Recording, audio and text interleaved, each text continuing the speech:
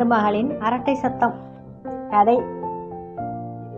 ஏண்டி, அங்கே என்ன சத்தம்? ஒரே சண்டைக்காரருக்கு கடை மாதிரி. சேச்சே, ஒரு டிவி பார்க்க முடியுதா? இவளுக ஒன்று கூடிட்டா இப்படித்தான். ஏண்டி சுமதி, ராத்திரிக்கு என்னடி சாப்பாடு? மணி 7 ஆச்சு. இந்த அத்தைக்கு 7 மணிக்கே சாப்பாடு வேணுமா?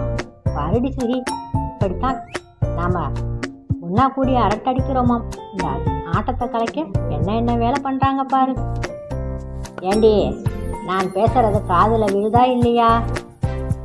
விழுது அத்தை. ஏனத்த, அது கட்டிலுமா சாப்பிட போறீங்க?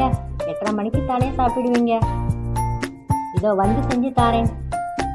என்னத்தை செஞ்சு தரலாம்னு இருக்கடி. அதான் தோசையாச்சும் இட்லியாச்சும். ஆமா, பொழுது நீக்கும் தோசை இட்லின்னு ஏதாவது புதுசா செஞ்சு தாடி சுமதி. அத்தை, வேற என்ன வேணும் சொன்னா தானே தெரியும். அதாண்டி, பிரெட் ஆம்லெட் செஞ்சு தாயேன். நல்லா ஆம்லெட் நடுவில் கறி கோழின்னு வச்சு வாய்க்கு இதம்மா செய்டி. இதை பாருடி சுகி, இருக்கிற கொழுப்புக்கு என்ன கேட்குறாங்க பாரு. அதானே உன் மாமியாருக்கு இம்முட்டு நாக்கு ருசி ஆகாது. இதை பாருங்க அத்தை, ராத்திரியில் இப்படிலாம் சாப்பிடக்கூடாது. வேணும்னா காலையில் செஞ்சு தாரேன். சரிடி, பிரெட் ஆம்லெட் வேணும்னா காலையில் செய்யலாம். இப்போதைக்கு அந்த பாய் கடையில் போய் புரோட்டாவும் சிக்கன் குருமாவும் வாங்கிட்டு வந்துடு. நீ வேணும்னா தோசை இட்லின்னு செஞ்சு சாப்பிட்டுக்கோ. இந்த கிழவி கொழுப்ப பாரு.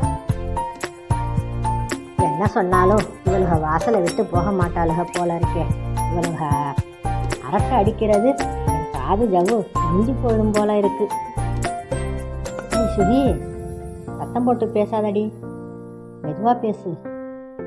சரிடி, நாம வீட்டிலேயே அடைஞ்சு கிடக்கோம். ஏதாவது சினிமாவுக்கு போலாமா? போச்சுடா, இந்த அத்தை காதில் விழுந்துட்டா நானும் வரேன்னு என்னையும் கூட்டிட்டு போகுமே.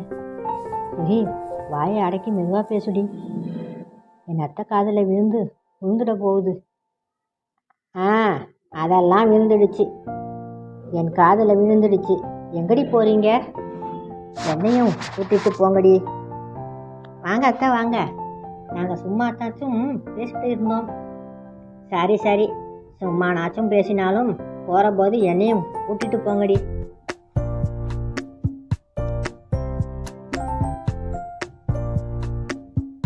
கதை பிடிச்சிருந்தா லைக் பண்ணுங்க, ஷேர் பண்ணுங்க. சப்ஸ்கிரைப் பண்ணாதவங்க சப்ஸ்கிரைப் பண்ணுங்க.